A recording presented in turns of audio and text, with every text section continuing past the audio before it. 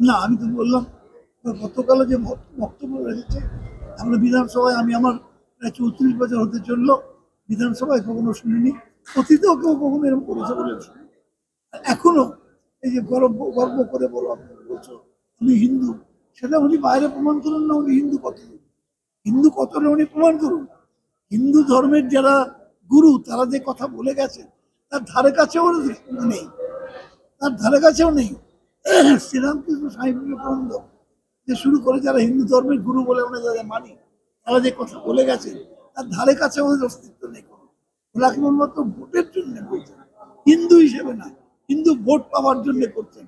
ওরা না হিন্দু না মুসলমান, ওরা কি আমি জানি না। বাড়বাড়ন্ত বাড়ছে, তাতে কি রাজনীতি, পুরো রাজনীতি হিসাবে আপনি কোনো আতঙ্ক বোধ করছেন? নিশ্চিতভাবে বাংলা চিরকালে আমরা একসঙ্গে থেকেছি অনেকদিন ধরে, এখানে একটা সংস্কৃতি আছে আমাদের একটা আলাদা, এই সংস্কৃতির জন্য আমরা গর্ব অনুভব করি এখানে।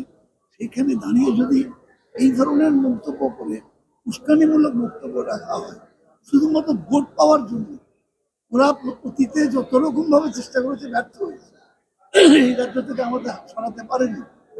এখন শেষ চেষ্টা করছে হিন্দুত্ব রাজনীতি করে যদি এখানে ইলেকশনে জয়লাভ করা যায়, কিন্তু সেটা করতে গিয়ে যে সমস্ত বক্তব্য রাখছেন তা এই বাংলাকে অশান্ত করার কিছু